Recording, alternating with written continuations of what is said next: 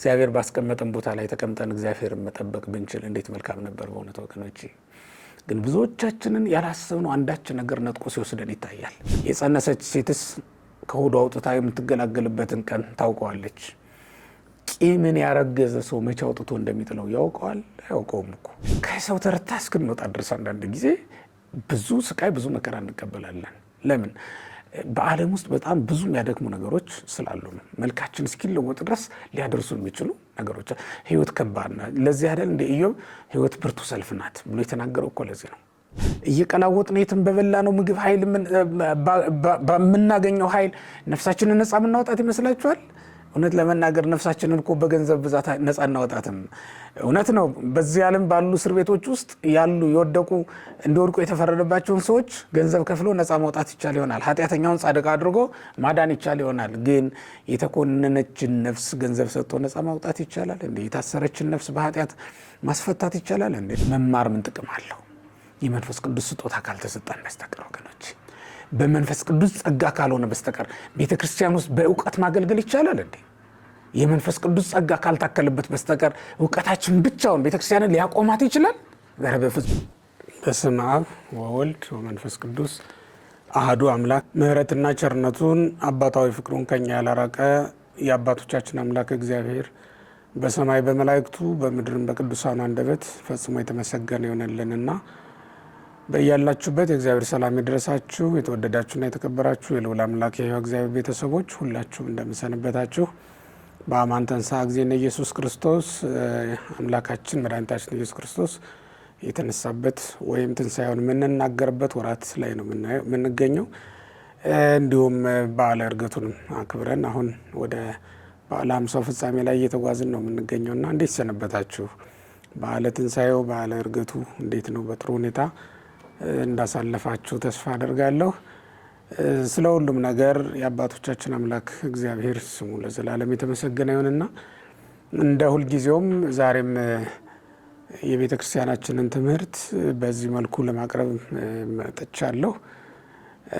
ቤተ ክርስቲያናችን በተለይ ደግሞ ዛሬ ስለ በዓለ ሃምሳ የምታስተምረውን ትምህርት ነው ዛሬ የማቀርበው ማለት ነው። ወይም ሐዋርያት መንፈስ ቅዱስን የተቀበሉበት ቀን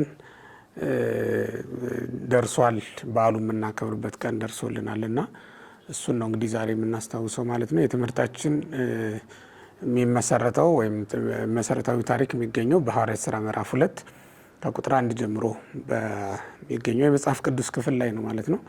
እግዚአብሔር እንደፈቀደልን መንፈስ ቅዱስ እንዳገዘን መጠን ጥቂት እንነጋገራለን። የቤተክርስቲያን አባቶች ካስተማሩን ትምህርት ጋራ በማገናኘት በማያያዝ የመጽሐፍ ቅዱስን ቃል መነሻ አድርገን ትምህርታችንን እንቀጥላለን። በረድኤት እኔንም ለመናገር እናንተንም ለመስማት እንዲያበቃን ቅዱስ ፈቃዱ ይሆነልን። አምላካችን መድኃኒታችን ኢየሱስ ክርስቶስ ከዚህ ዓለም ወይም ደግሞ ከሐዋርያት መካከል ተለይቶ ወደ ሰማይ በሚያደርግበት ጊዜ 3 ቃል ኪዳኖችን ነግሯቸው ነበረ፣ ገብቶላቸው ነበረ። 3ቱም በጊዜው ሁሉ የሚፈጸሙላቸው፣ በጊዜው ሁሉ ለቤተ ክርስቲያን ሲሰጡ ሲፈጸሙ የሚኖሩ የተስፋ ኪዳኖች ናቸው። አንደኛው በማቴዎስ ወንጌል ምዕራፍ 28 ቁጥር 20 ላይ የምናገኘው እስከ ዓለም ፍጻሜ ድረስ ከእናንተ ጋር ነኝ የሚለው ነው።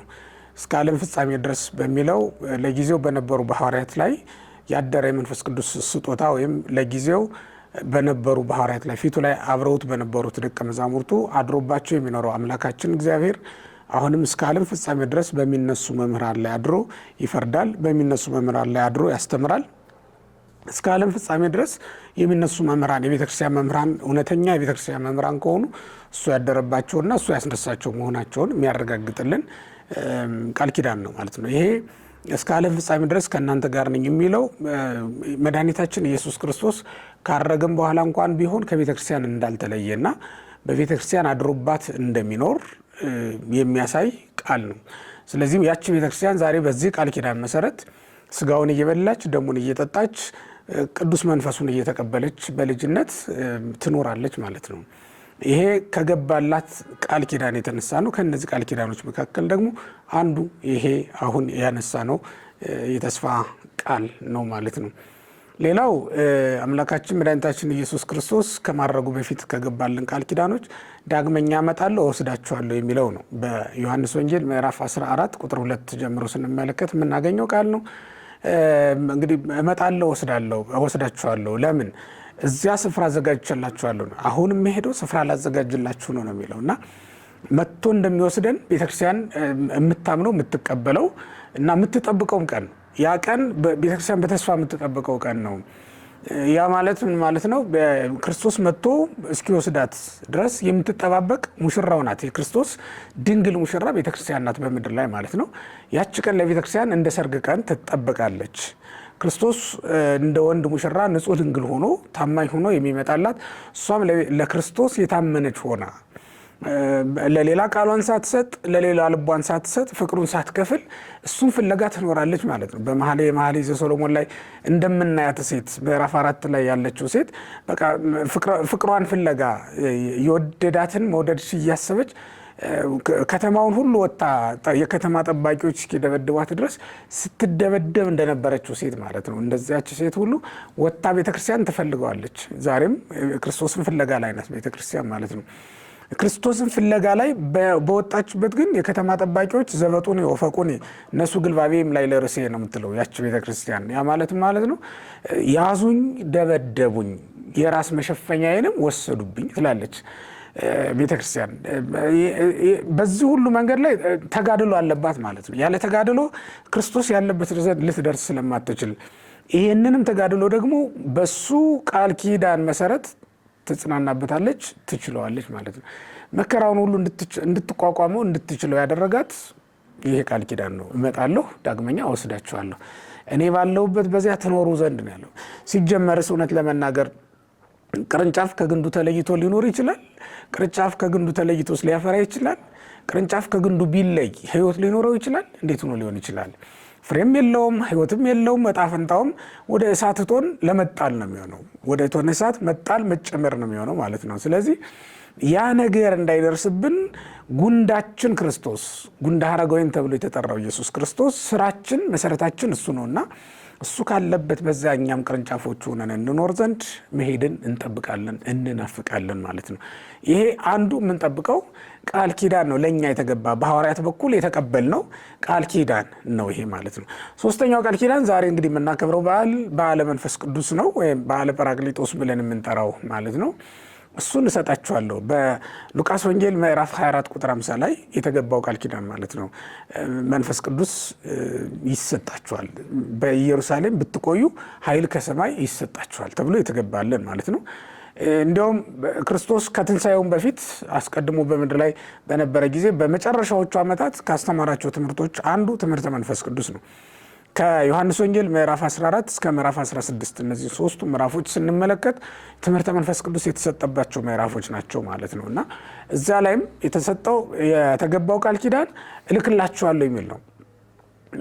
እኔ መሄዴ ደስ ሊያሰኛችሁ ይገባል፣ ምክንያቱም እስመ እማይሖርኩ አነ ኢመጽሐፊክሙ ጰራቅሊጦስ፣ እኔ ካልሄድኩ መንፈስ ቅዱስ አይሰጣችሁምና ብሎ ነው የነገራቸው ኢየሱስ ክርስቶስ። እና መንፈስ ቅዱስ እንዲመጣላቸው እንዲሰጣቸው እኔ ማድረግ አለብኝ ብሎ እንደነገራቸው እንመለከታለን ማለት ነው። የእሱ ማድረግ መንፈስ ቅዱስን ለመቀበል የሚያበቃቸው መሆኑ እሱ ሌላ ምስጢር ያለው ነው።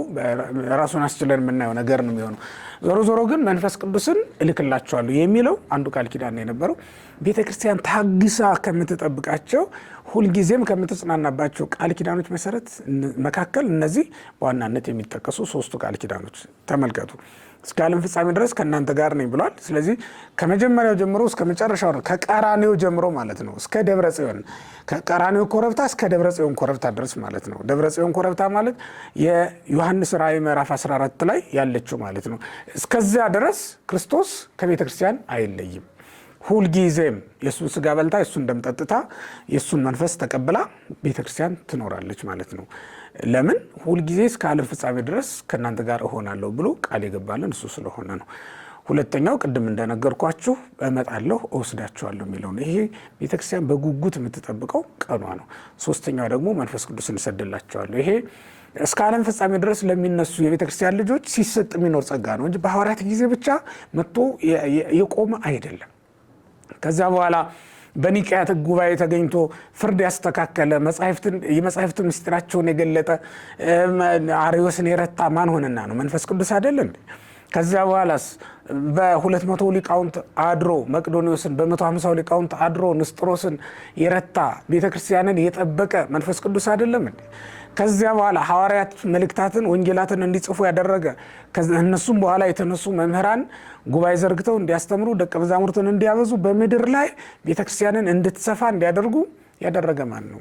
የቀደመውን ለሐዋርያት የተሰጣቸው ይሄ ተስፋ ቃል እስከ ዕለተ ምጽአት ድረስ ለሚነሱ መምህራን ስለሚሰጥ አይደለም። መንፈስ ቅዱስ ከቤተክርስቲያን ስለማይለይ ነው። ሁልጊዜ ጳጳሳትን ይሾምላታል፣ ሁልጊዜ ቀሳውስትን ይሾምላታል፣ ሁልጊዜ መንፈስ ቅዱስ ለዚች ቤተክርስቲያን አገልጋይ ይመድብላታል ማለት ነው እና ስራዋን ሁሉ ያከናውንላታል። ቤተክርስቲያን ማንኛውንም ስራ በመንፈስ ቅዱስ ትሰራለች ማለት ነው። ዛሬ እንግዲህ ይህን ትምህርተ መንፈስ ቅዱስን ራሱን አስችለን የምናየው ነው የሚሆነው። ዛሬ ግን በዓሉን በተመለከተ ወይም ለሐዋርያት ይሄ ቃል ከተገባላቸው በኋላ የተቀበሉት መንፈስ ቅዱስን ነውና እሱም ብቻ ነው ዛሬ የምንመለከተው ማለት ነው። እንግዲህ ሐዋርያት አባቶቻችን ትንሣኤም በኋላ ቢሆን እስከ ዕርገት ድረስ አንዳንድ ምድራዊ ሀሳቦች ያባክኗቸውና ከዓላማቸው ፈቀቅ ያደርጓቸው እንደነበረ ባለፈውም ስነግራችሁ ነበረ። ይህ የሚታወቅም ነገር ነው። ምክንያቱም የጣሉትን መረባቸውን አንስተው የተዉትን መርከባቸውን ይዘው አሳ ወደ ማጥመድ ስራ ተሰማርተው ስጋውያን ሆነው እንደነበረ መጽሐፍ ቅዱስ ላይ ስለምንመለከት፣ እሱ ብቻም አይደል አለማመንም ታይቶባቸው የተነቀፈ ስራ ነበረባቸው እስከ ዕርገት ድረስ ማለት ነው። እስከ ዕርገት ድረስ በዕርገት ጊዜ ግን ልባቸውን ይዞት ነው ያደረገው መድኃኒታችን ኢየሱስ ክርስቶስ በፊታቸው ሲያርግ እየባረካቸው ነው። ወንዘ ይባርኮሙ ተራሃቆሙ እየባረካቸው ተለያቸው ይላል። ወደ ሰማይ ሲወጣ እየባረካቸው ነው የነበረ። ምን ብሎ? እጁን ጭኖ አንሳዴው ወባረኮሙ እጁን ጭኖ ባረካቸው። 3 ነገሮች ከዚያ በኋላ ወደ ተውት ስጋዊ ዓለም እንዳይመለሱ ረድቷቸዋል። አንደኛው የተገለጠላቸው መገለጥ ነው። ሲገለጥላቸው በቃል ገስጿቸዋል፣ እንዲሁም ሊያጽናናቸው በሚገባ ቃል ደግሞ አጽናንቷቸዋል። እሱ ብቻም አይደለም ዳሰው እንዲረዱት እንዲያውቁት አድርጓቸዋልና የተገለጠላቸው መገለጥ በጣም ጠቅሟቸዋል። የተገለጠላቸው አንዱ ልባቸውን ከመለሰውና ካስተካከላቸው ነገር አንዱ የተገለጠላቸው መገለጥ ነው ማለት ነው። እነሱን ወደ ስጋዊው ዓለም እንዳይመለሱ ካደረጓቸው ነገሮች ነው። ሁለተኛው እፍ ብሎ በንፋት መንፈስ ቅዱስን ያሳደረባቸው ጊዜ ነው። የዮሐንስ ወንጌል ምዕራፍ 20 ቁጥር 23 ላይ እንደምናየው ወሃቡም ነፋ ላይ ለሁም እፍ ብሎ መንፈስ ቅዱስን አሳደረባቸው ነው የሚለው። ወይ ቤሎም ንስኡ መንፈስ ቅዱስን ተቀበሉ ብሎ ሾማቸው ይላል። እስትንፋሱ ከዓለም ለይታቸዋለች። ተመልከቱት። አዳምን ከአፈርነት የለየችው እኮ የእግዚአብሔር እስትንፋስ ናት። መጽሐፍ ቅዱስ እንደሚነግረን ኦሪት ዘፍጥረት ምዕራፍ 2 ቁጥር 7 ላይ እንደምናነበው አዳምን የህይወት እስትንፋስን እፍ ባለበት ጊዜ ነው አይደል ሰው የሆነው። አዳም ሰው የሆነው ሕያው የሆነው ከዛ በኋላ እኮ ነው እንጂ ንጹህ ሸክላ ነው። የተበጀ በእጅ የተቀረጸ በመዳፍ የተበጀ ሸክላ ነው አዳም ማለት። ከዚያ ለይታ ሕያው ያደረገችው እስትንፋሱ ናት። ዛሬም ሐዋርያትን ከዓለማውያን ለይታ ከዓለማዊ ግብር አውጥታ መለኮታዊ ስራን ወደ መስራት የመለሰቻቸው ይህች እስትንፋሱ ናት ማለት ነው። ተመልከቱት። የተገለጠላቸው መገለጥ አለ። ሲቀጥል ደግሞ ላያቸው ላይ እፍ ያለባቸው እስትንፋሱ ከዓለም ቆረጠቻቸው ማለት ነው። በእስትንፋሱ ነው ያቆራረጣቸው ከዓለም ጋር። እኛንም እንዲለየን ቅዱስ ፈቃዱ ይሆነልን። እንዲህ አድርጎ መለሳቸው። እሱ ብቻም አይደለም፣ ቀጥሎ ደግሞ እጁን ጭኖ ባረካቸው ይላል። ያቺ ዓለምን የሰራባት እጁ ላያቸው ላይ ስታርፍ ከዓለም ለየቻቸው። ለዛውም እኮ በዓለም ብዙ መከራ እየደረሰባቸው ሊያገኙት ወዳላቸው ተስፋ ይሮጣሉ እንጂ ሊያገኙት ወዳላቸው ደስታ ስለተጠበቀላቸው ደስታ ደስ ይሰኛሉ እንጂ በዓለም ፈተና በዓለም መከራ ዝለው እንዳይወድቁ ጠብቋቸዋል ማለት ነው። ዝለን እንዳንወድቅ እግዚአብሔር በመዳፉ ካልደገፈን፣ ዝለን እንዳንወድቅ እግዚአብሔር በብርቱ ክንዱ ካልረዳን በስተቀር ዝለን እንድንወድቅ የሚያደርጉ ነገሮች እኮ እጅግ በጣም ብዙ ናቸው። እስትንፋሱን ተቀብለን ዛሬ ካህናት ሲያጠምቁን እፍ ይሉብናል አይደል? ወይ እንዲህ እያሉ ንሳ መንፈሰ ቅዱስ እያለ ካህኑ ሕፃኑን በእጁ ይዞ እፍ ይልበታል ማለት ነው። ሲያጠምቀው በሚያጠምቀው ጊዜ ካህናትን በሚሾሙበት ጊዜ ሊቀ ጳጳሱ ንሳ መንፈሰ ቅዱስ እያለ ይሄን አፉ የከሰትኮ ነፍሴ አናይኩ እያለ ይቀበላል። ካህኑ ደግሞ ይሄንን በሚልበት ጊዜ መንፈስ ቅዱስን እያሳደረበት ነው። በውስጣችን አድሮ ባለው የመንፈስ ቅዱስ ስልጣን ካልተቃወም ነው በስተቀር ዓለም ከባድ ነው። እውነት ለመናገር አይከብዳችሁም ብለን አይደለም። በነገራችን ላይ ሁላችሁ የጽድቅን ስራ ስናስተምር እኛም መክፈዱን ስለምናውቀው የማይረዳችሁ መምህር የማይረዳችሁ ካህን የለም በዚህ ምድር ላይ። የትኛው ነው የማይከብድ ስራ? እውነት ለመናገር መብል መጠጡ ነው። ይሄ የማያስደስተው ሰው አለ? መብል መጠጥን ማግኘት የማይቃትት ሰው አለ? ይህን እናንተ እንደምትፈልጉ እኛም እንፈልጋለን። እኛ እንደምንፈልግ ሁሉ እናንተም ትፈልጋላችሁ። ይሄን በመፈለግ እንደክማለን። ምድራዊውን መብል መጠጥ በመፈለግ እንደክማለን። ምድራዊ ቤታችንን ለመስራትም እንዲሁ እንደክማለን። ከሰው ተርታ እስክንወጣ ድረስ አንዳንድ ጊዜ ብዙ ስቃይ ብዙ መከራ እንቀበላለን። ለምን? በዓለም ውስጥ በጣም ብዙ የሚያደክሙ ነገሮች ስላሉ ነው። መልካችን እስኪለወጥ ድረስ ሊያደርሱ የሚችሉ ነገሮች። ህይወት ከባድ ናት። ለዚህ አይደል እንደ ኢዮብ ህይወት ብርቱ ሰልፍ ናት ብሎ የተናገረው እኮ ለዚህ ነው ቅዱስ ኢዮብ። ስለዚህ በብርቱ ሰልፍ ውስጥ ስንሄድ የሚያግዘን የመንፈስ ቅዱስ ስልጣን በውስጣችን አለ። ከሱ በላይ ደግሞ እጁን ጭኖ የባረከን መባረክ በሐዋርያት አብራክ ውስጥ ሆነን እኮ በአብራከ ትምህርታቸው ውስጥ እኮ እኛም አለን። ይህም ቡራኬ ተቀብለነዋል። ይሄን ካላቸው በኋላ ሐዋርያት ካዘዛቸው ትእዛዝ ፈቀቅ አላሉ አንድም ጊዜ እንኳን ማለት ነው። እንዲህ ብሏቸው ወዴት ነው ሄደው ሂዱ ያላቸው? ኃይልን እስክትለብሱ ድረስ በኢየሩሳሌም ቆዩ ነው ያላቸው ሐዋርያት። ከዛ በኋላ ከኢየሩሳሌም ስለመውጣታቸው ተጽፏል። እንዲያውም የእግዚአብሔርን ስራ እየሰሩ ጠበቁት ነው የሚለው እኮ። የሐዋርያት ሥራ ምዕራፍ 1ን ተመልከቱት። መንፈስ ቅዱስ እስኪመጣላቸው ድረስ እነሱ እየተሰናዱ ነው የነበረው፣ እየተዘጋጁ የነበረው፣ ጉባኤውን የጎደለውን እየሞሉ ነው የነበረው። በይሁዳ ፋንታ ማትያስን ተኩበት። ከዚያም ለጸሎት ይተጉ ነበረ። ከጌታ እናት ከማርያምና ከሌሎችም ሴቶች ጋር ለጸሎት እየተጉ ነበር ይላል። መንፈስ ቅዱስን እስኪለብሱ ድረስ እዛች ቁጭ በሉ የተባሉባት ቦታ ተቀመጡ፣ ጠብቁኝ የተባሉባት ቦታ ላይ ንቅንቅ ሳይሉ ጠበቁት ይላል። እግዚአብሔር ባስቀመጠን ቦታ ላይ ተቀምጠን እግዚአብሔርን መጠበቅ ብንችል እንዴት መልካም ነበር በእውነት ወገኖቼ። ግን ብዙዎቻችንን ያላሰብነው አንዳች ነገር ነጥቆ ሲወስደን ይታያል። ዘፈን የነጠቃቸው ብዙዎች ናቸው። የመናፍቃን ጉራ፣ የመናፍቃን ትምህርት ነጥቆ የጨረሳቸው እጅግ በጣም ብዙዎች ናቸው። የስጋ ደካማነት ከመንፈስ የለያቸው እጅግ በጣም ብዙዎች ናቸው። ብዙዎቻችን ስፍራችን ላይ እንዳንቆ ያድርጎናል። ካህኑ ያለው አሁን በስፍራው ነው። መነኩሴው ያለው አሁን በስፍራው ነው። ምእመኑ አሁን ያለው በስፍራው ነው። በተክሊል የተጋባው ሰው አሁን ያለው በስፍራው ነው። ስፍራችንን አልለቀቅንም ትላላችሁ። ጣዕማችንን የሚያሳጡን ብዙ ነገሮች አልተፈራረቁብንም ትላላችሁ። በጣም ብዙ ነገሮች ከስፍራችን ንቅልቅል አድርገውናል። ብዙ ነገሮች አንዳንድ ጊዜ ይውላችሁ የናቅናቸውም ነገሮች ቆይተው ሊጥሉን ይችላሉ። እየተጠራቀሙ በሄዱ ቁጥር ማለት ነው። እያደጉ እየጣሉን ነው የሚሄዱት። ሐዋርያት ግን ከዛ በኋላ አልተንቀሳቀሱም። እንዲያውም ይላል እየጸለዩ ይጠብቁ ነበር። መጸለይን አምላካችን መድኃኒታችን ኢየሱስ ክርስቶስ በምድር ላይ ሳለ አስተምሯቸዋል፣ አሳይቷቸዋል። እንዲያውም ወደ ፈተና እንዳትገቡ ትጉና ጸልዩ ብሎ ብርቱ ማሳሰቢያም ሰጥቷቸዋል። ያችን የተነገረቻችሁን ትምህርት አስታውሰው ለጸሎት ይተጉ ነበር። መጽሐፍ ቅዱስ ራሱ ሲገልጸው ከማርያምና ከጌታ እናት ከማርያምና ከሌሎች ሴቶች ጋር ለጸሎት ይተጉ ነበር ነው የሚለው። ይጸልዩ ነበር አይደለም፣ ይተጉ ነበር ነው የሚለው። ይሄ ማለት ሌሊትና ቀን ደግሞ ደጋግመው መልሰው መላልሰው ያደርጉት ነበር ይላል። ለጸሎት ትጉ ወገኖቼ። መንፈስ ቅዱስን እንለብሳለን፣ ለጸሎት እንትጋ፣ ከሰማይ ኃይልን እንቀበላለን። እንዲህ እንደደከምን አንቀርም። አሁን እኮ በጣም በቀላል ኃጢአት እኮ ድል የምንነሳው ኃይል ከሰማይ ስላልተሰጠን ይሆናል። ምናልባትም ወገኖች በቀላል በማየት አይደል የምንሰናከለው። አሁን አንዲት ቃል ሰምተን አይደል 1 ዓመት የምንቀየመው፣ 1 ዓመት የምንታመመው። አንድ ቀን በተሰማች ኃይለ ቃል በተሰማች ክፉ ቃል ምክንያት 1 ዓመት ሙሉ ኃጢአት እየሰራን ኃጢአት በልባችን ተሸክመን እንኖራለን። የጸነሰች ሴትስ ከሆዷ አውጥታ የምትገላገልበትን ቀን ታውቀዋለች። ቂምን ያረገዘ ሰው መቼ አውጥቶ እንደሚጥለው ያውቀዋል? አያውቀውም እኮ። እንዲህ ሆነው የሚኖሩ እጅግ በጣም ብዙዎች ናቸው። ስለዚህ ለጸሎት እንትጋ፣ መንፈስ ቅዱስን እስክንቀበል ድረስ ማለት ነው። እና ሐዋርያት መንፈስ ቅዱስ እስኪመጣላቸው ድረስ ይህን ሲያደርጉ ነበር የጠበቁት። እንግዲህ መንፈስ ቅዱስን ከመቀበል በፊት ልናደርጋቸው የሚገቡ 3 ነገሮችን ከሐዋርያት እንማር።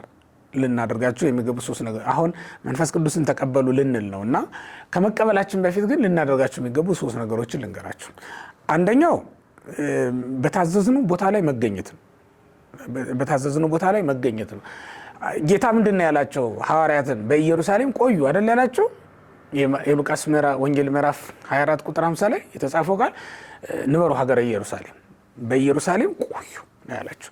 ኢየሩሳሌም ማናት? የእግዚአብሔር ሀገሩ አይደለችም እንዴ? በማቴዎስ ወንጌል ምዕራፍ 5 ላይ እስመ ሀገሩ ይእቲ ለንጉሥ አባይ ተብላ የተጠራች የእግዚአብሔር ከተማ ተብላ የተጠራች ሀገር አይደለች እንዴ? ኢየሩሳሌም ማናት? ዳዊት የነገሰባት። ዳዊት ማለት የክርስቶስ የሥጋ አባቱ ነው። ኢየሩሳሌም ለአብርሃም በቃል ኪዳን የተሰጠችው ምድር ናት። በቃል ኪዳን የተሰጠችው ይቺ ኢየሩሳሌም የሰማያዊቷ ኢየሩሳሌም አንጻር ወይ ምሳሌ ናት። በአሁኑ አነጋገር ቤተክርስቲያን ማለት ነው ወገኖች። ምክንያቱም የሰማያዊቱ መንግስት አንጻር ይቺ አሁን የምንገኝባት ቤተክርስቲያን፣ አሁን የቆምንባት ስፍራ ቤተክርስቲያን ስለሆነች ነው። በሌላ ማነጋገር ኢየሩሳሌም የመንፈሳዊ ሕይወት ምሳሌ ነው ሲተረጎም ማለት ነው።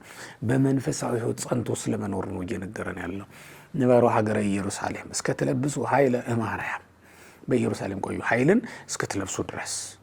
እየቀላወጥን የትም በበላ ነው ምግብ ኃይል በምናገኘው ኃይል ነፍሳችንን ነፃ የምናወጣት ይመስላችኋል? እውነት ለመናገር ነፍሳችንን እኮ በገንዘብ ብዛት ነፃ እናወጣትም። እውነት ነው። በዚህ ዓለም ባሉ እስር ቤቶች ውስጥ ያሉ የወደቁ እንዲወድቁ የተፈረደባቸውን ሰዎች ገንዘብ ከፍሎ ነፃ ማውጣት ይቻል ይሆናል። ኃጢአተኛውን ጻድቅ አድርጎ ማዳን ይቻል ይሆናል። ግን የተኮነነችን ነፍስ ገንዘብ ሰጥቶ ነፃ ማውጣት ይቻላል እንዴ? የታሰረችን ነፍስ በኃጢአት ማስፈታት ይቻላል እንዴ? እንደዛ እኮ አይደለም። ስለዚህ ነፍሳችንን ነፃ ለማውጣት የእግዚአብሔር ቤተሰቦች ማድረግ ያለብን በኢየሩሳሌም መቆየት ነው፣ ኃይልን እስክንለብስ ድረስ በተለይ ደግሞ ማለት ነው። እና ኢየሩሳሌም እንድንቆይ የታዘዝን ኃይል ከለበስን በኋላ አይደለም፣ እስክንለብስ ድረስ ነው። ተመልከቱት። ደካሞች ለምንድን ነው ቤተክርስቲያን መግባት የምትሰንፉት? እኔ ኃጢአተኛው ለዚህ ቦታ ማልገባው ለምን ትላላችሁ ወገኖች?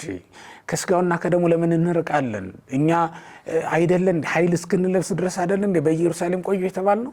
ኢየሩሳሌም ማናት? ቅዱስ ቁርባን አይደለም እንዴ? ለእኛ ኢየሩሳሌማችን እኮ በቁርባን መቆየታችን ነው። በኢየሩሳሌም ቆዩ ስንባል በቅዱስ ቁርባን ታትመን መጠበቅ ነው ክርስቶስን።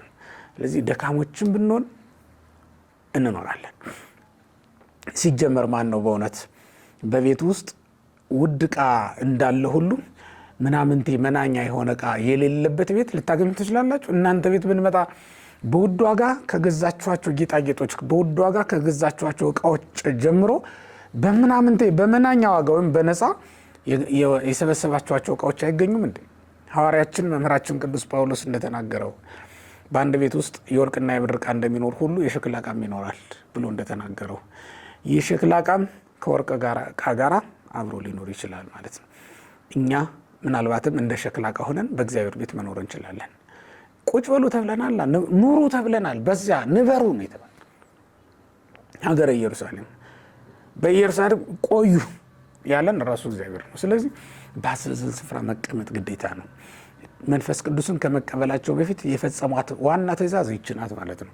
ሁለተኛው ደግሞ ክርስቶስን ተከትሎ ልባቸው የወጣው መውጣት ነው። ወደ ሰማይ ነው ያደረገው። ስለዚህ ወደ ሰማይ ሲያደርግ ክርስቶስ ልባቸውም አብሮ ነው ያደረገው። እዚህ ምድር ላይ ምንም አልቀራቸውም።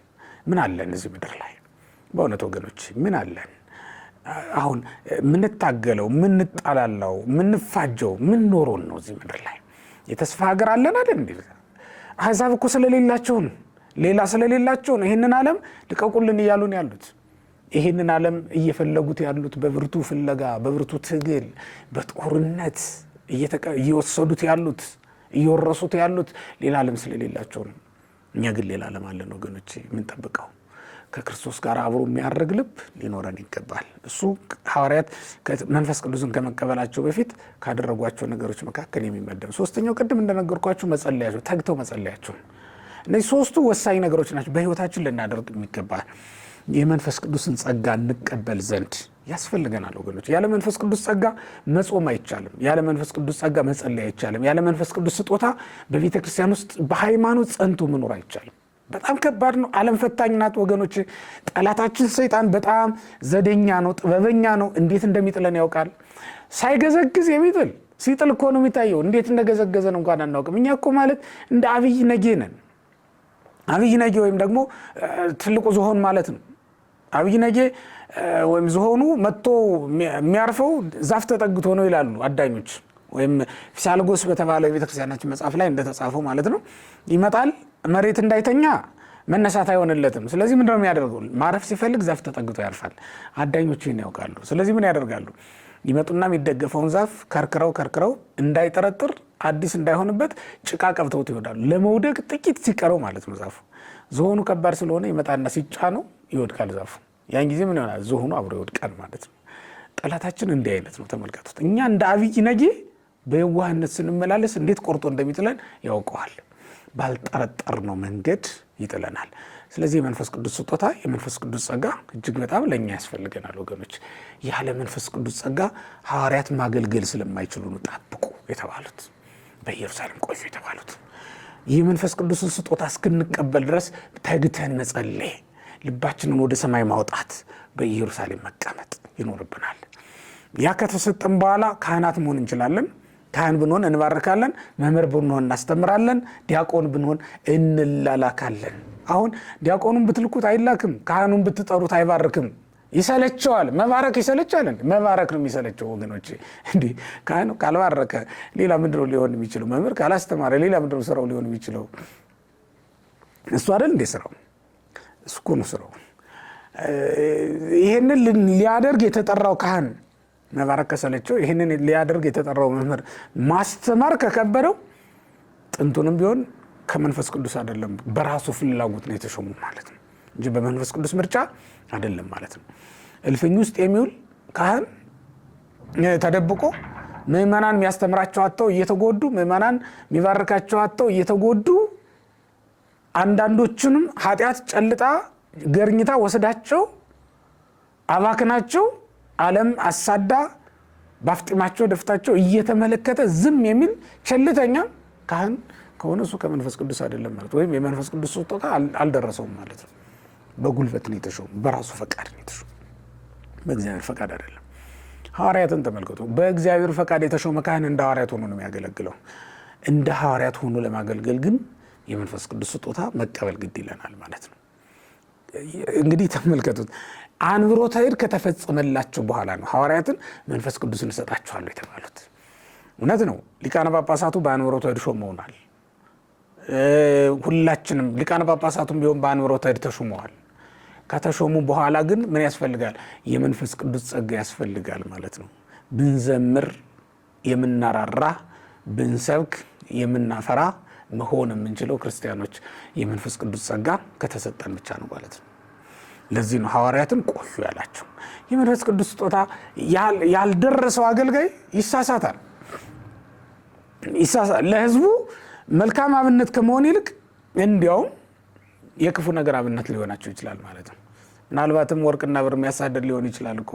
ሐዋርያት መንፈስ ቅዱስን ከተቀበሉ በኋላ ወርቅና ብር የሚያሳድዱ አልነበሩም። እንዲያውም ወርቅና ብር የለኝም ብለው ሲናገሩ ነው የተሰሙት። በሃይማኖተ አበው አንድ ሊቅ ምን ይላቸዋል? ቅዱስ ባስልዮስ በሃይማኖተ አበው ስለ ቅዱሳን ሐዋርያት ሲመሰክር ጴጥሮስ ወዮሐንስ ነዳያን እሙንቱ ይላቸዋል። ወአልቦሙ ወርቅ ወብሩር። ጴጥሮስና ዮሐንስ ምንድን ናቸው ትለኝ እንደሆነ ፍጹም የሆኑ ድሆች ናቸው ይላል። ፍጹም ድሆች፣ በዚህ ዘመን አጠራር የድሃ ድሃ ማለት ነው። ማለት ሐዋርያት ናቸው። የድሃ ድሃ ማለት ሐዋርያት ናቸው። ምንም የሌላቸው ወርቅና ብር የለኝም ብለው መናገር የቻሉ እነሱ ናቸው። ነገር ግን ለወደዱት የሚሰጡት የመንፈስ ቅዱስ ስጦታ ነበራቸው፣ አላቸው። ለቤተ ክርስቲያን የሚያስፈልጋት ባጌጠ ልብስ፣ በተንቆጠቆጠ ወንበር የተቀመጠ መምህር ወይም ደግሞ ባለጸጋ ካህን አይደለም። የሚያስፈልጋት የመንፈስ ቅዱስ ስጦታ የደረሰው የመንፈስ ቅዱስን ጸጋ የተቀበለ ካህን ነው የሚያስፈልጋት። ምክንያቱም ቤተ ክርስቲያን መንፈስ ቅዱስን የምትቀበለው በካህናቶቹ አማካኝነት ነው። በአገልጋዮቿ በኩል ነው፣ በጳጳሳቶቿ በኩል ነው መንፈስ ቅዱስ የምትቀበለው። ስለዚህ የመንፈስ ቅዱስ ስጦታ ለቤተ ክርስቲያን እንዳይከለከልባት እኛ አገልጋዮች በመጀመሪያ መንፈስ ቅዱስን ለመቀበል የተዘጋጀን መሆን አለብን። እኛ አገልጋዮች በአውደ ምሕረቱ ከመስበካችን፣ በቤተ መቅደሱ ከመቀደሳችን፣ በማህሌቱ ከመዘመራችን በፊት እኛ አገልጋዮች ለመንፈስ ቅዱስ ስጦታ የተገባን ልንሆን ይገባል። እስኪ ዋቸው ሐዋርያትን የሐዋርያት ሥራ ምዕራፍ 2 ቁጥር 1 ስትመለከቱ ወንዛለው ህቡር አሐተኒ ውስተ ዘአሐዱ ቤት አይደል የሚለው፣ በአንድ ቤት ውስጥ በአንድነት ሳሉ ነው የሚለው። በአንድ ልብ ተስማምተው ሳሉ ለጸሎት በአንድ ልብ ሆነው እየተጉ ሳሉ ይላል። የታለ አንዱ ልባችን? ቋንቋ አለያየንም፣ የመጣንበት ሰፈር አልከፋፈለንም፣ አንድ ቤተ መቅደስ ውስጥ እየቀደስን ሁለትና ከዚያ በላይ ሐሳብ የለንም፣ አልተለያየንም በሐሳብ። እውነት ለመናገር አንድ ልብ ያለን ሆነናል። አንድ ልብ ያለው አገልጋይ የሌላት ቤተክርስቲያን አንድ ልብ ያለው ምዕመን ሊኖራት አይችልም።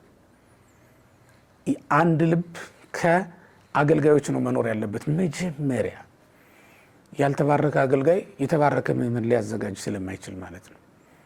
ስለዚህ በመጀመሪያ ወገኖቼ እኛ ራሳችን የመንፈስ ቅዱስን ስጦታ ለመቀበል የተዘጋጀ ልንሆን ይገባል። እንደ ሐዋርያት እንጠብቅ። መማሩንማ 3 ዓመት ከ3 ወር ወንጌል አስተማራቸው።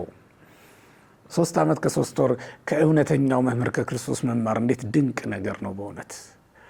በተግባርም የታገዘ ትምህርት አስተማራቸው። 3 ዓመት ከ3 ወር በእጁ ተአምራት ሲደረግ ተመለከቱ።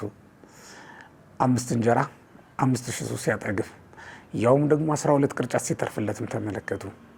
ሽባ ሲተረተርለት፣ ሽባነቱ ሲቀርለት፣ እጁ የሰለለችበት ሰው እጅን ዘርጋ ተብሎ በቃል ሲታዘዝ እጁንም ሲዘረጋና እንደ ደህነኛይቱ እጁ ግራ እጁ ከሆነች የሰለለችው እንደ ቀኝ እጁ፣ ቀኝ እጁ ከነበረች የሰለለችው እንደ ግራ እጁ ስትሆንለት በዓይናቸው ተመልክተዋል።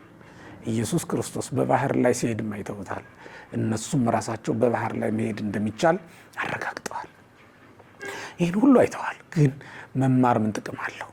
የመንፈስ ቅዱስ ስጦታ ካልተሰጠን በስተቀር ወገኖች፣ በመንፈስ ቅዱስ ጸጋ ካልሆነ በስተቀር ቤተክርስቲያን ውስጥ በእውቀት ማገልገል ይቻላል እንዴ? የመንፈስ ቅዱስ ጸጋ ካልታከለበት በስተቀር እውቀታችን ብቻውን ቤተክርስቲያንን ሊያቆማት ይችላል? ኧረ በፍጹም። ቢሆን ኖሮ በቃ 3 ዓመት ከ3 ወር ተምራችኋል ሂዱ አስተምሩ አይላቸውም ነበር? እንደዛ አላላቸውም። እውቀት ብቻውን ቤተክርስቲያንን አያቆም። እንግዲህ ልብ በሉ፣ የመንፈስ ቅዱስ ስጦታ ከተሰጠኝ ባልማር ጸጋው ካለኝ ባገለግል እንዳትሉ ልብ በሉ። 3 ዓመት ከ3 ወር ተምረዋል ወንጌልን ቁጭ ብለው ገርሶ፣ ለዚያውም ሌሊትም ቀንም ከጉባኤ ሳይወጡ ነው። በዋለበት ውሎ ባደረበት አድረው፣ ያውም የተግባርም የቃልም ትምህርት ነው የተማሩት። እኛ መምህራን ጉባኤ ዘርግተን ብናስተምር ዛሬ የቃል እንጂ የተግባር ትምህርት የለንም። እሱ ግን የቃልም የተግባርም መምህር ነው። አስተማራቸው። በቃሉም በስራውም በኑሮም አስተማራቸው። በሁሉም ነገር ምናኔን እሱ አድርጎ አሳያቸው። ወርቁንም ብሩን ጣሉት ሲላቸው እሱ ወርቅና ብር ሳይኖረው ታያቸው፣ አገኙት። እንደዛ ነው ያገኙት። እሱን ነው የመሰሉት፣ እሱን ነው ያስመሰላቸው። እኛ ደቀ መዛሙርቶቻችን እኛን ይምሰሉ ብንል እንኳን በእውነት የታለ የጣል ነው ዘረኝነት? የታለ የተው ነው ከንቱ ውዳሴ? የታለ የተው ነው ዓለማዊነት፣ ሽቅርቅርነቱ? ይሄ በእኛ ይበስ የለም እንዴ? በመምህራኑ እንዲያድርገን ነው እንዴ ቤተክርስቲያን በልዩ ልዩ መንገድ የሚደግፉ የሚያገለግሉ ደቀ መዛሙርት ማፍራት የሚቻለው እንደዚሁ ነው? እንደዛ እኮ አይደለም። ጌታችን መድኃኒታችን ኢየሱስ ክርስቶስ መንፈስ ቅዱስን የሰጣቸው ወይም ደግሞ ለቤተ ክርስቲያን የሾማቸው መምህራን አስቀድሞ ያስተማራቸው በቃልና በስራ በኑሮም ያስተማራቸው በሶስት መንገድ አብነት መሆን ይገባል። ዛሬ ለምናስተምር መምህራን ነው ይህን ምለው። በቃል እውነተኛውን ቃል እውነተኛውን ሃይማኖት መመስከር፣ በስራ በሃይማኖታችን ውስጥ የተሰጡትን ትእዛዛት በመፈጸም፣ በኑሮም የአንድ አማኝ ሊኖረው የሚገባው ኑሮ በመኖር ለደቀ መዛሙርት ወይም ደግሞ ለምእመናን አብነት መሆን ይገባል። ኩንዎ ሐዋርያ በቃል ወበምግባር ነውና የሚለው ኩኖ ሐዋርያ ጢሞቴዎስን ሲመክረው ቅዱስ ጳውሎስ በኑሮና በቃል አብነት ሆናቸው ወይም ደግሞ ምስክር ሆናቸው ይላል። ምስክርነት እኮ በአደባባይ በአይሁድ አደባባይ ወይም በአላውያን አደባባይ ብቻ አይደለም የሚሰጠው። በምእመናን ፊትም ክርስቲያን ሆኖ መገኘት ትልቅ ምስክርነት ነው። አባ ገሌ አይዋሹም፣ ቄስ ገሌ አይዋሽም መባል እንዴት ደስ የሚል ነገር ነው በእውነቱ። ዓለም ጠረጠረችን እኮ አሁን አገኘችና፣ እሷ በምትሳተፍበት ኃጢአት ስንሳተፍ አገኘን። መንኩሰን ቤት ስንሰራ መንነን ከተማ ስንገባ አገኘችና ዓለም። ካህን ሆነን ከምእመኑ በባሰ ወንጀል ተይዘን ተጠርጥረን ተከሰን አገኘችና ዓለም። በራሷ የፍርድ አደባባይ ቆመን ስንካሰስ ያውም በኃጢአት ተገኘና አገኘችን። ስለዚህም ጠረጠረችን። ዓለም ራሷ ናቀችን። ግን ወገኖቼ ትምህርት አንሶን ነው እንዳትሉኝ፣ ትምህርት አይደለም ያነሰን። በዚህ ዘመን ያልተማረ ሰው አለ? እንኳን ጉባኤ ቤት የዋሉት እንኳን ምስጢር ያደላደሉት ይቅርና ትምህርቱማ ዛሬ ሚዲያ ላይ ተጥደው ለሚውሉ ሰዎች እንኳን ቅርብ አይደል እንዴ?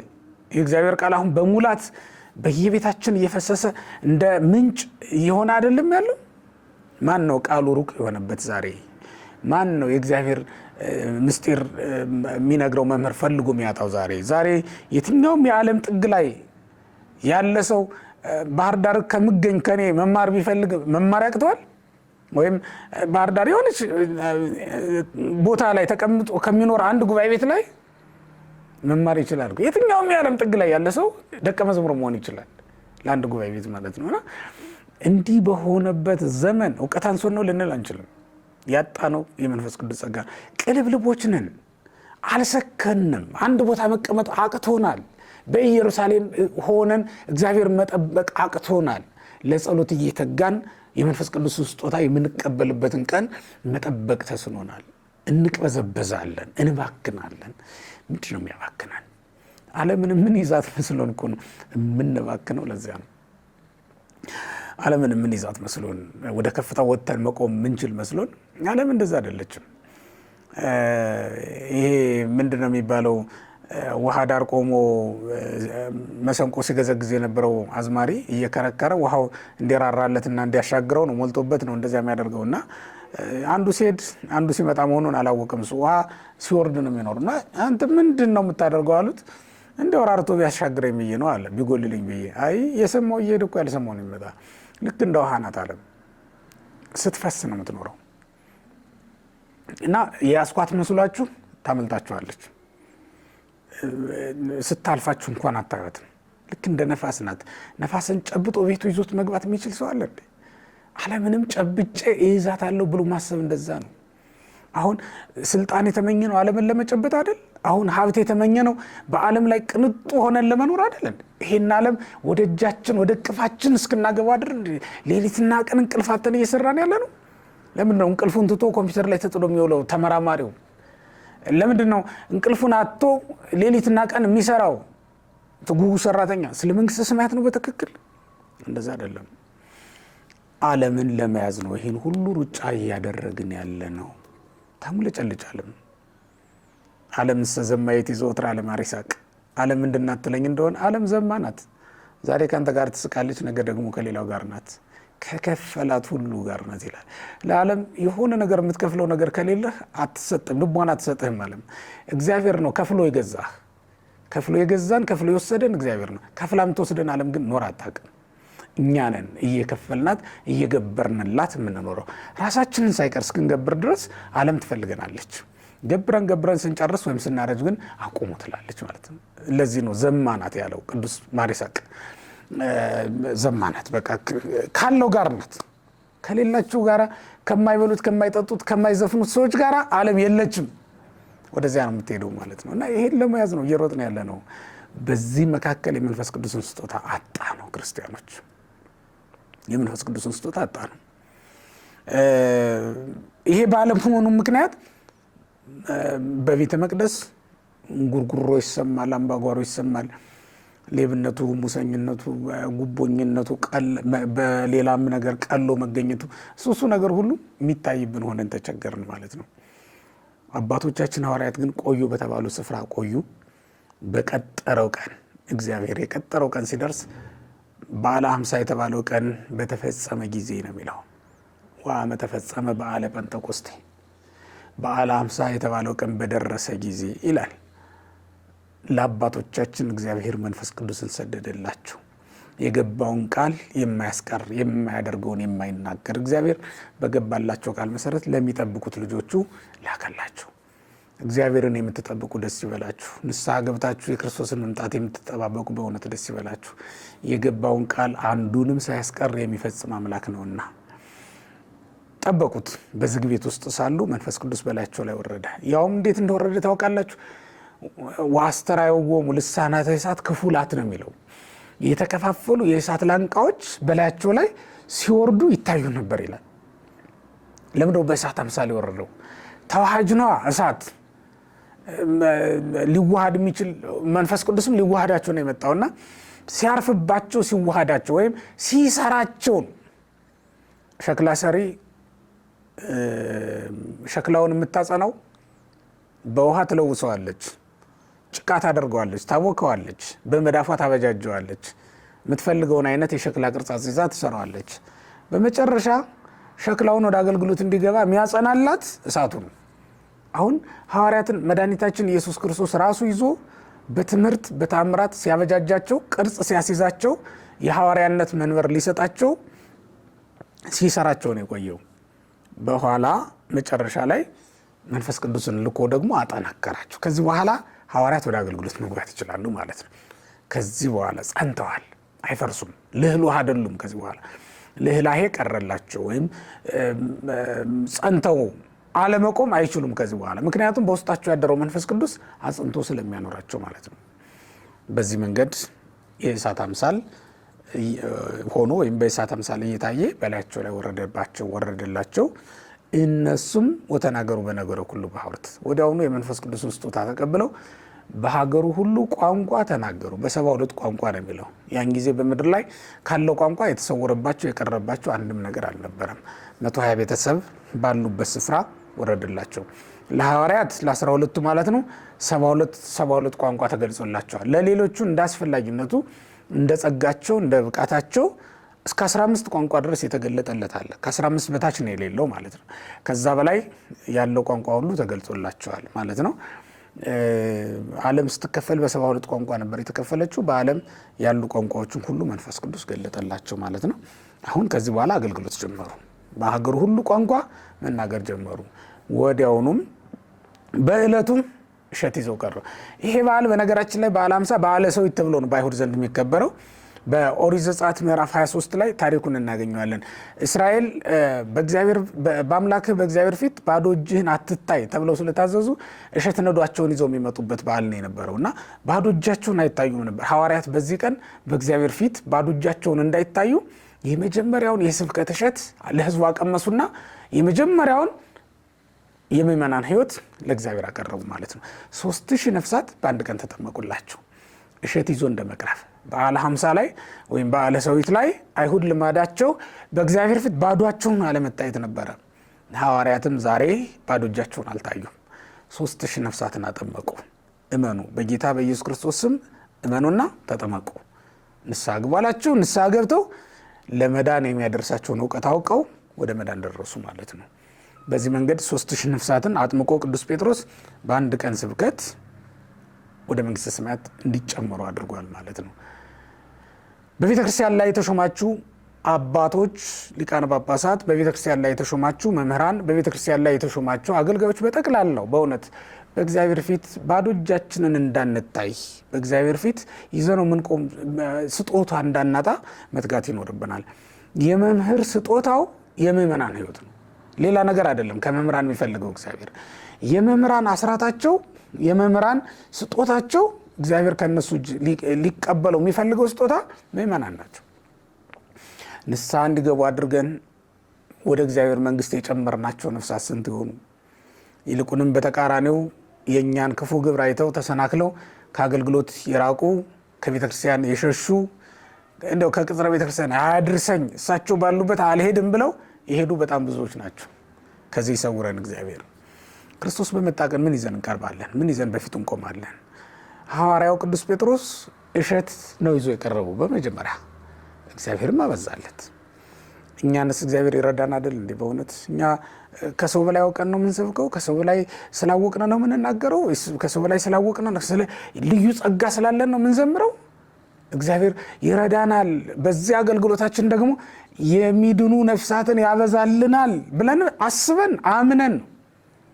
እኔ እግዚአብሔር በሚያውቀው ለሕዝብህ ለወገኖችህ ቃልህን ንገራቸው ብዬ ካልሆነ በስተቀር እንዴት እቆማለሁ መድረክ ላይ? ጌታ ሆይ እኔን አትመልከት፣ ግን ለወገኖችህ ቃልህን ንገራቸው እለዋለሁ። ሁልጊዜም ስነሳ ከመነሳቴ በፊት ይህን እለዋለሁ። ለሕዝቡ ቃሉን ለሐዋርያት ቃሉን የሰጠ እግዚአብሔር ዛሬም እዚያ ወደ ምሕረት ላይ ለተሰበሰበው ሕዝብ ቃሉን ይሰጣል።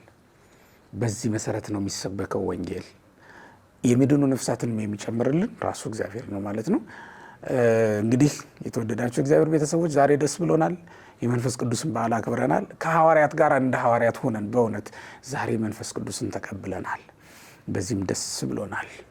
ሲያርግ አይተን ልባችንን ከሱ ጋር አብረን ያሳረግነው ምድሩን ሲለቅ ክርስቶስ አብረን እኛም ምድሩን ለቀናል።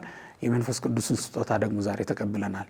በምድር ሁሉ ላይ ድልን የሚያጎናጽፈን ዛሬ የተቀበልነው ስጦታ ነው ማለት ነው። ቤተክርስቲያን ሁልጊዜ ድል ስታደርግ እንጂ ድል ስትነሳ የማትታየው ከዚህ ኃይል የተነሳ ነው ማለት ነው። ይህን ኃይል ተቀብለናል። ምእመናን እንኳን ደስ አላችሁ። እግዚአብሔር የገባውን ቃል ኪዳን ፈጽሞልናል። ስለነበረን ጊዜ ሁሉ የአባቶቻችን አምላክ እግዚአብሔር ስሙ የተመሰገነ ይሁን። እንግዲህ ይህንን ዛሬ ካልኩ በቀጣዩ ቪዲዮ ደግሞ ትምህርተ መንፈስ ቅዱስን ይዤ እመጣለሁ። መንፈስ ቅዱስ ለአብያተ ክርስቲያናት በሚል ርዕስ የመንፈስ ቅዱስን ትምህርት ደግሞ ለማቅረብ እሞክራለሁ። እኔንም እንዲረዳኝ እናንተንም ለመስማት እንዲያበቃ ጸልዩ። እግዚአብሔር ይስጥልኝ። አመሰግናለሁ።